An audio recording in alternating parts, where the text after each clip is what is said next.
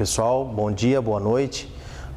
Voltando aos nossos temas de estudo, falávamos das estatais, das empresas estatais dentro das entidades da administração pública indireta. Vimos autarquias, né? Vimos as fundações, empresas públicas, sociedade de economia mista, vimos as características que realmente aí diferem das duas, né?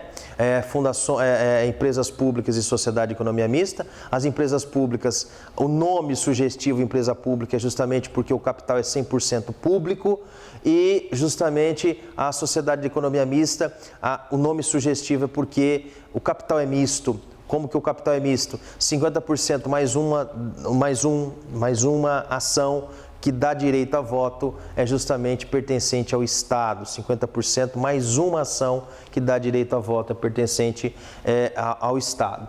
Então, a gente falou na última aula que nós tínhamos as empresas públicas e sociedade de economia mista de dois grupos, ou que prestam serviços públicos ou que exploram atividade econômica. Para isso a gente precisa, né, voltar um pouquinho e engajar essa nova ideia aqui nossa, tá?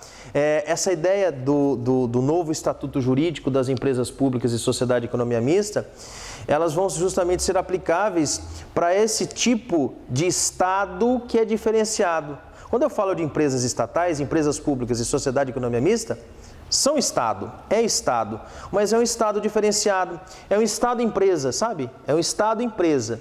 Para isso, nós temos algumas regras diferenciadas do que nós temos para as autarquias, né? Para as fundações. Então, elas têm um tratamento diferenciado. Isso já foi previsto pelo Constituinte, lá em 88, no artigo 173, parágrafo 1º.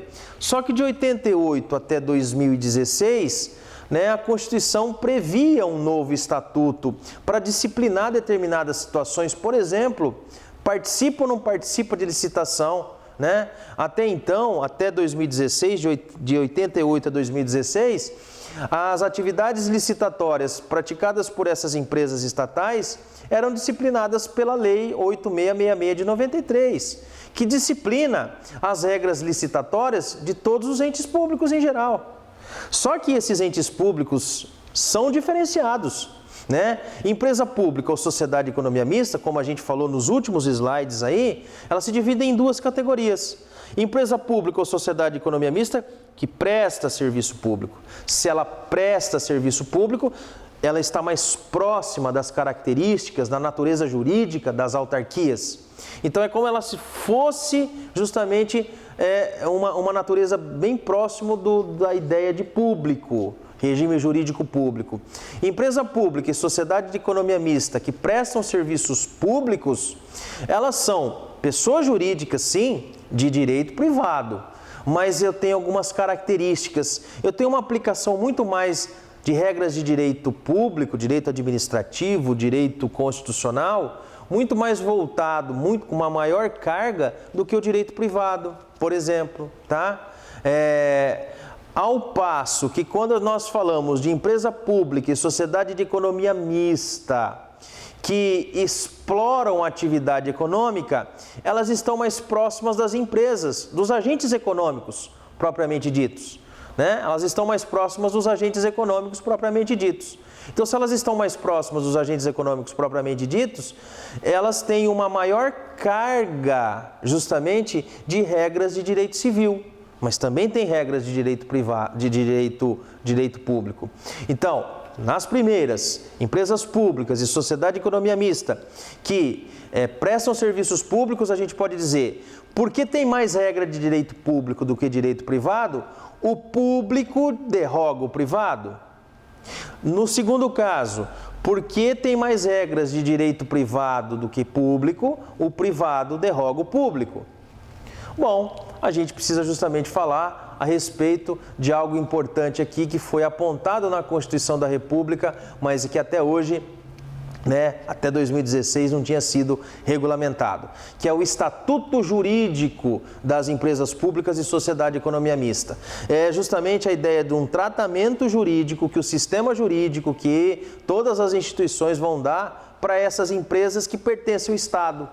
Elas não podem ser inseridas, como empresas, mas elas também não são Estado. Elas são o quê? um terceiro gênero aí, né? Essa que é a ideia. Mas que até 2016 foram tratadas, por exemplo, no ramo de licitação, como os entes públicos gerais, genéricos, né? E aí você tinha justamente a ideia de fazer licitação ou a inexigibilidade, dispensa ou inexigibilidade, que era justamente apontada pela própria Lei 8666 de 93. Olha, a Lei 8666 de 93, ela é o estatuto genérico das licitações para todos os entes públicos. É diferente do que eu estou falando, empresa pública e sociedade de economia mista são diferentes. E o Constituinte já em 88 já previa isso, só que só em 2016, né, nós tivemos a lei, o advento da Lei 13.303/2016, que fala sobre o Estatuto Jurídico das Empresas Públicas e Sociedade de Economia Mista. Artigo 173, parágrafo 1º da Carta da República, ele diz assim: a lei estabelecerá o Estatuto Jurídico da Empresa Pública, da Sociedade de Economia Mista e de suas subsidiárias, que explorem atividade econômica de produção ou comercialização de bens ou de prestação de serviços, dispondo sobre, né? Então você tem aí justamente aqui, ó, a Lei 13.303 de 2016, a lei dispõe sobre o Estatuto Jurídico da Empresa Pública, da Sociedade de Economia Mista e de suas subsidiárias, abrangendo toda e qualquer empresa pública e sociedade de economia mista da União, dos Estados, do Distrito Federal e dos municípios que explore atividade econômica de produção ou comercialização de bens ou de prestação de serviços, ainda que a atividade econômica esteja sujeita ao regime de monopólio da União, ou seja, de prestação de serviços públicos, né? Olha só, para quem que ela se aplica? Esse estatuto se aplica a quem? Aplicável a qualquer empresa pública e sociedade de economia mista que exploram atividade econômica ou que prestam serviços públicos, para qualquer uma delas, né? É justamente ainda você tem algumas coisas aqui de aplicação ainda da Lei 8666 de 93. Aqui se entende, mais ou menos, 2016, é que nós não tivemos tempo ainda dos tribunais se estabelecerem com relação a algumas questões jurídicas, por exemplo, né? Então, as empresas públicas ou sociedade de economia mista que prestam serviços públicos ainda, né, porque mais próximos às autarquias, nós temos ainda uma aplicação da Lei 8666 de 93, tá? Com relação à licitação. Agora, aquelas que exploram atividade econômica, nós precisamos justamente da aplicação desse novo estatuto, do Estatuto Jurídico, tá, das empresas públicas e sociedade de economia mista. Nós temos aqui, pessoal, uma inovação, tá? Requisitos mais rigorosos, por exemplo, para a nomeação dos dirigentes das empresas estatais. Quando nós tínhamos aqui empresa pública e sociedade de economia mista, tanto que explora atividade econômica como presta serviços públicos, nós tínhamos justamente a nomeação, né, pelo chefe do Poder Executivo que cria ou que autoriza a criação delas, tá? Essa que é a ideia. Então, assim, ó, e aqui você precisa justamente nesse novo cenário de estatuto jurídico das empresas públicas e sociedade de economia mista, que prestam serviços públicos ou que exploram atividade econômica, você precisa ter o cuidado daqueles dirigentes, daquele cidadão que ocupa cargo de cúpula, que eles precisam ter justamente escolhidos entre os cidadãos de reputação ilibada e de notório conhecimento. Está no artigo 17. Como que era feito antes? Era só um critério de escolha, né? Aí do presidente da República, do governador do estado, do prefeito municipal, que escolhiam esses diretores, esses dirigentes. Agora nós tivemos, com o advento da Lei 13.303 de 2016, uma nova sistemática quanto a isso. Inovou-se na escolha justamente desse diretor-presidente, que ele precisa ter justamente, não só ser amigo da autoridade nomeante, né? Mas ele precisa ter justamente escolhido entre os cidadãos de reputação ilibada e de notório conhecimento. Essa que é a ideia. Aí mudou-se também alguns valores de inovação, também faz parte do nosso estudo aqui, valores de dispensa e licitação, tá? Que é justamente R$100 mil para obras e serviços de engenharia, está no artigo 29, inciso 1º, e R$50 mil para os demais objetos, 29, inciso 2º. Exemplo, uma empresa pública ou uma sociedade de economia mista que explora atividade econômica. Sempre foi assim, tá? Petrobras. Petrobras é uma empresa, é uma sociedade de economia mista que explora atividade econômica. Bom, agora tem um novo estatuto jurídico, principalmente para nortear suas ações com relação à licitação. Como que era antes de 2016? Como que funcionava? Como que era o cenário antes de 2016? A Petrobras, ela participa de licitações, ela é Estado, ela é uma empresa, mas ela pertence ao Estado, mas ela precisa concorrer no mercado também, como todos os agentes econômicos. Então ela vai fazer justamente concorrência com outras empresas de outros países.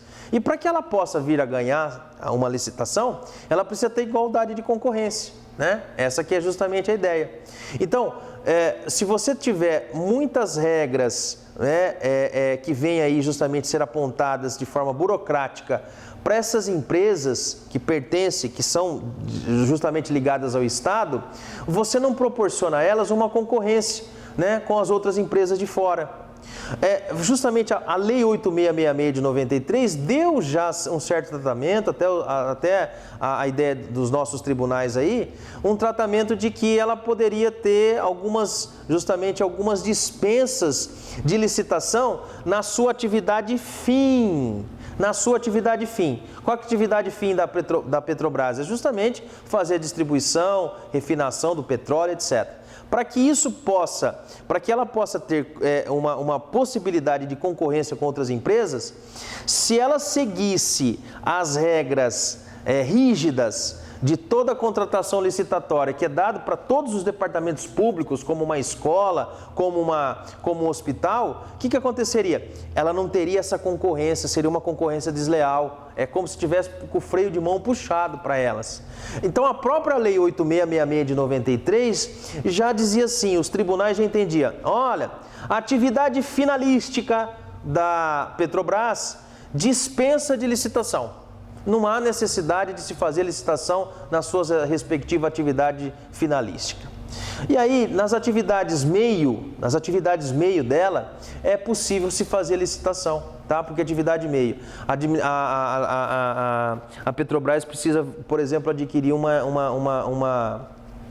ela precisa adquirir um serviço de prospecção de petróleo ou colocar uma base lá no meio do mar. Ela vai precisar contratar uma empresa para fazer isso. Se ela precisar ter que fazer licitação, a empresa que contratou ela para fazer isso, ela não vai conseguir concorrer no mercado com as outras internacionais que não precisam fazer, por exemplo.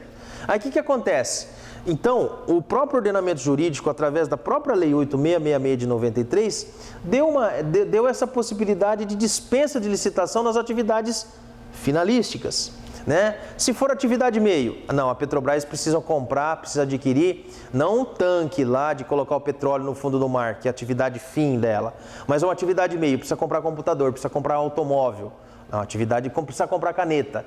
Aí, nesse caso, ela se submete ao procedimento licitatório, tá? Essa que era a ideia até 2016. Chegou 2016 com o advento do Estatuto Jurídico, e agora? Agora está aqui, ó, inovação. O valor de dispensa de licitação é de R$100 mil para as obras de serviço de engenharia. E para aquelas obras que não forem de engenharia, que são os demais objetos, é R$50 mil. Aí eu tenho a letra da lei 13.303 de 2016. É dispensável a realização de licitação por empresas públicas e sociedade de economia mista para obras e serviços de engenharia de valor até R$100 mil. Para outros serviços e compras de valor até R$50 mil, tá? É justamente essa que é a ideia aqui que nós tivemos. Se a gente fizer um comparativo, pessoal, com o procedimento antigo, que era justamente um procedimento não específico para empresa pública e sociedade de economia mista, mas que se aplicava por direcionamento de determinados tribunais e pela própria doutrina, nós tínhamos assim, ó, a sociedade de economia mista se submetia à lei de licitações, a lei 8666 de 93, ok. Só que aí a gente tinha um comparativo e que no atual sistema agora do Estatuto Jurídico, da Lei 13.303, é justamente algo desfavorável para a empresa pública e sociedade de economia mista, porque na Lei 8666 de 93 nós tínhamos assim, ó, os percentuais referidos nos incisos 1 e 2 do caput deste artigo, do artigo 24, serão de 20% para compras e obras e serviços contratados por consórcio, sociedade de economia mista, empresa pública, autarquia, fundação, etc., agência executiva. Significa dizer que em determinadas situações nós tínhamos um valor 20%, não é número, é uma porcentagem, né? Que recaía sobre, por exemplo, um montante, 20%. Você precisa fazer uma contratação, né, de uma caldeira para, sei lá, um tanque de petróleo. Custa 10 milhões de reais. 20% você pode fazer a dispensa. Quanto que era 20% no sistema antigo, que se aplicava, né, enquanto não começou a ter aí o novo Estatuto Jurídico? 20% de 10 milhões. Você poderia fazer uma contratação direta, dispensa isso, fazer uma contratação direta de 2 milhões. Você só precisaria passar um procedimento licitatório, né, para comprovar os 8 milhões. Agora, você só pode fazer de 100. E daí? Será que compensa? Tem muita coisa nesse sentido.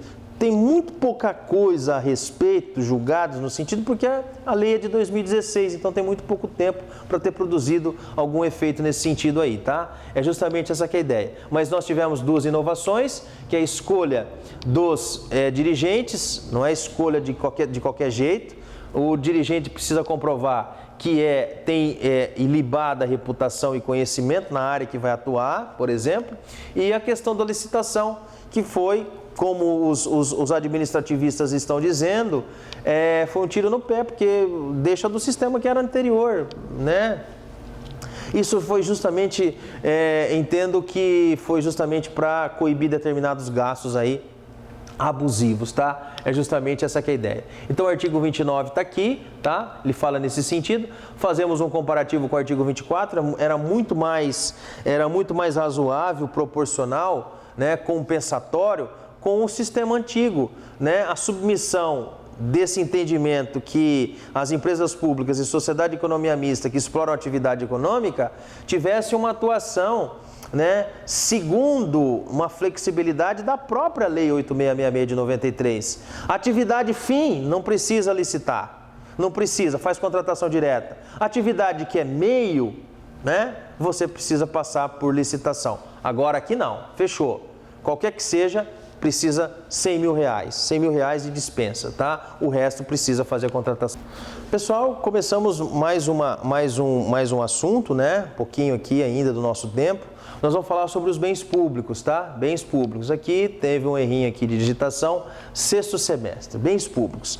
Terminamos a noção de administração pública indireta, fechamos com empresas públicas, sociedade de economia mista, o novo estatuto jurídico, as novas regras que a empresa pública e a sociedade de economia mista precisam se adequar, tá? Está lá na Lei 13.303 de 2016, e agora a gente começa a falar de outro assunto, né, da nossa ementa aí, que são bens públicos, bastante importantes, de suma importância aí, que é cobrado geralmente no exame de ordem em alguns concursos. Olha, os bens públicos estão apontados, pessoal, lá no Código Civil. Tá? Quando a gente tem a ideia de bens públicos, eles estão alocados lá no Código Civil. Eles apresentam-se lá no artigo 99, inciso 1º, inciso 2º, inciso 3º. Bens de uso comum do povo, bens de uso especial e bens dominicais. Tá? Essa é uma classificação que apresenta justamente, está albergada lá no Código Civil. Bens de uso comum do povo podem ser utilizados por todos, indistintamente, com utilização universal. São bens de domínio público, rios, mares, ruas e praça. Bens que podem ser utilizadas por todos, indistintamente, tá?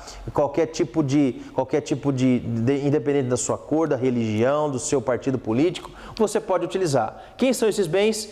Bens de domínio público, os rios, mares, ruas, praça, tá? A gente pode colocar aqui também o meio ambiente. Meio ambiente é bem de uso comum do povo, tá? Bem de uso comum do povo.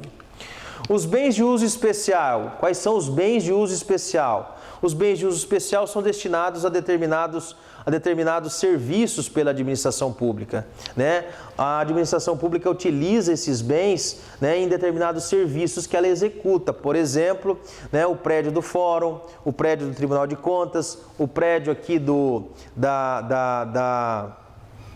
aqui o prédio aqui do lado da faculdade, nós temos aqui o prédio do mercado municipal, ou seja, são prédios específicos, têm justamente destinação específica.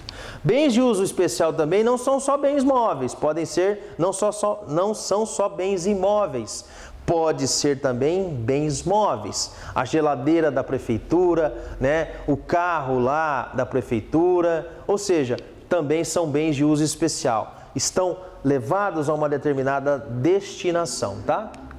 Os bens dominicais ou dominiciais, a gente vai achar por aí também, bens dominicais ou dominiciais. São bens que pertencem ao patrimônio da administração pública, mas eles não estão afetados. Eles não exercem uma finalidade, né? Eles não estão atribuídos essencialmente a uma atividade. Não, são bens dominicais. Constituem o patrimônio das pessoas jurídicas de direito público. Constituem o patrimônio das pessoas jurídicas de direito público. Sem utilidade específica, né? Dinheiro em conta, terrenos da administração pública, edifícios com construção paralisada. Esses são os bens chamados de bens dominicais, tá? Com relação à titularidade, nós temos esses respectivos bens. Bens de uso comum do povo, bens de uso especial e bens dominicais. Agora, depois dessa classificação, a gente precisa saber dois conceitos importantíssimos para a gente, que é o conceito de afetação e o conceito de desafetação. Afetação e desafetação. Bom, a gente viu que bens de uso comum do povo e bens de uso especial são bens que estão afetados, seja a uma atividade genérica ou seja uma atividade específica, respectivamente. Bens dominicais, né, são bens que não têm afetação nenhuma. Tá bom. Então, aí a gente começa a concluir justamente. Portanto, precisamos falar de dois conceitos importantes. O da afetação, que é ato pelo qual a administração pública confere destinação a um bem público. Exemplo, utilização de um prédio público imóvel como sede da prefeitura. Como sede da prefeitura. Essa que é a ideia, tá? Afetação, ato pelo qual a administração pública confere destinação a um bem público. Utilização de um prédio público, um imóvel, como sede da prefeitura. Afeta-se, tá? Essa que é a ideia. Desafetação, ao contrário. É o ato pelo qual a administração pública retira uma destinação a dado bem público, a um determinado bem público, né? É ato pelo qual a administração pública retira a destinação de um bem público. Exemplo, desativação do prédio onde funcionava a Secretaria de Cultura do município. Funcionava, tá? Ou seja, os bens públicos, então, bens de uso comum do povo, bens de uso especial, se eles forem desafetados, eles se transformam em bens de uso dominical. Eles podem se transformar em bens dominicais. Agora, os bens dominicais, um terreno da prefeitura, por exemplo, uma obra que está mal acabada, não deu continuidade na construção, ele pode se transformar justamente em um bem de uso comum do povo, um bem de uso especial, tá? Se for afetado, essa que é a ideia. A desafetação e a afetação, elas podem ser expressas, pode ser expressa ou tácita. Afetar, o fato de você, através de um ato administrativo, conferir uma destinação a um bem, pode ser expressa. Ou a retirada dessa destinação de um bem da administração pública também pode ser tácita, tá? Ou tácita ou expressa. Expressa, através de lei ou ato administrativo. Tácita, fato administrativo, comportamento, tá, dos agentes públicos. Comportamento dos agentes públicos.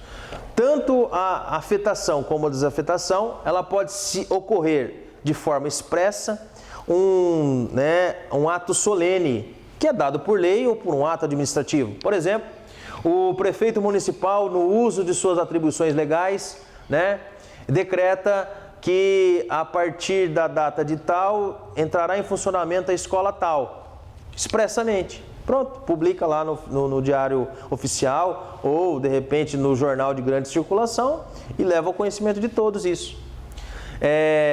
Pode ser também, pessoal, de forma tácita. Como assim de forma tácita?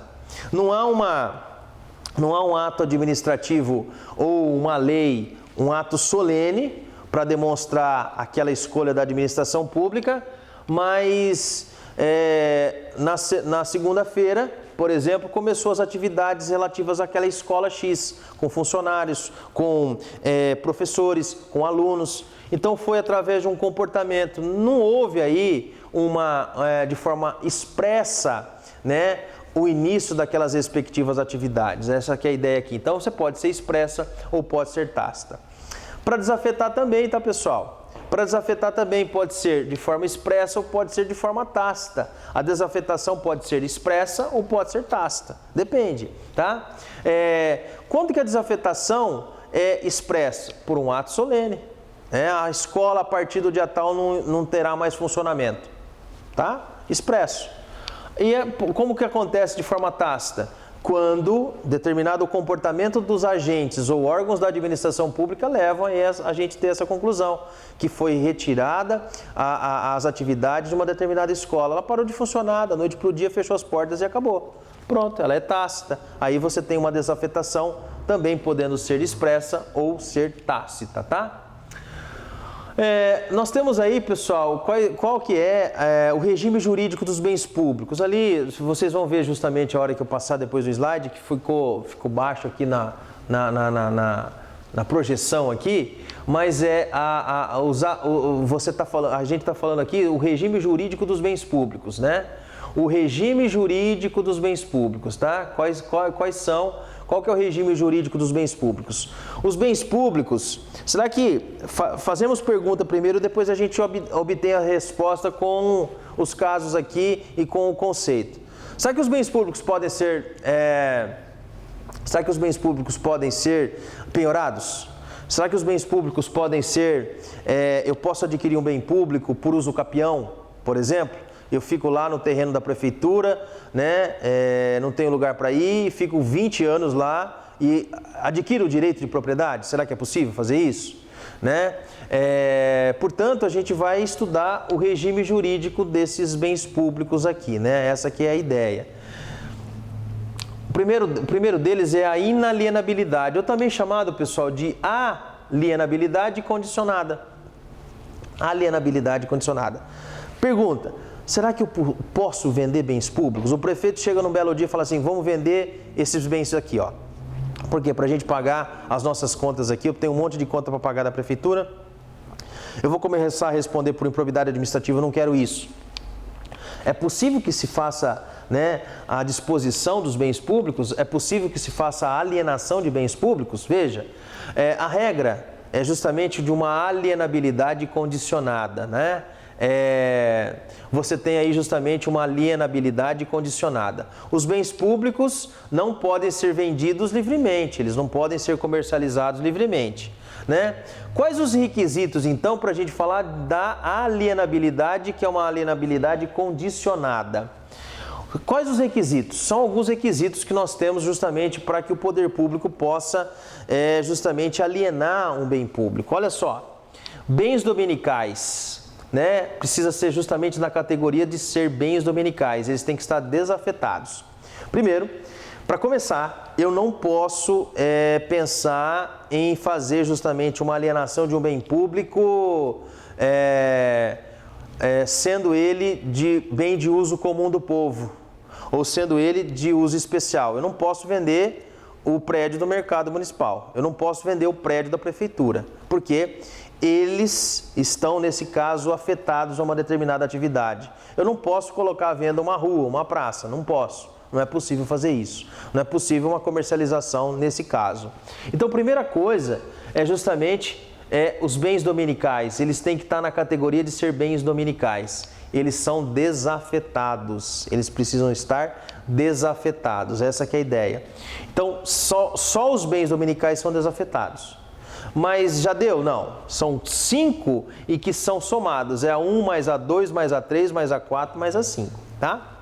Segundo requisito. O segundo requisito se encontra lá no artigo 17 da Lei 8666 de 93. O artigo 17 diz assim: precisa ser comprovado que esse bem público dominical tenha interesse público devidamente justificado. O que é o interesse público devidamente justificado? Prefeito, para que você quer vender esse bem? Para arrecadar um determinado valor para pagar as dívidas que eu tenho, que eu não consigo pagar. Não, isso não é interesse público devidamente justificado. Isso não é interesse público devidamente justificado. Bom, vamos fazer a venda desses terrenos, porque aí nós teremos um loteamento. Opa, é interesse público devidamente justificado. Tudo bem, esse caso é possível. Bom, já basta para fazer a alienação? Não. É necessário que haja uma avaliação prévia do bem. É necessário que o poder público, que a autoridade administrativa, ela faça uma nomeação de uma comissão de avaliação.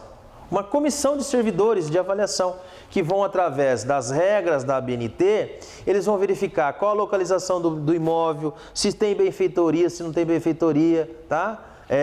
Então, é necessário que haja aí uma avaliação prévia, para que não haja justamente, né, uma depreciação do valor e também não haja uma supervalorização do valor. E, por exemplo, o agente público possa estar, né, ganhando com isso aí, né? O agente público que representa aquele bem público lá. Então, há necessidade de se fazer uma avaliação prévia.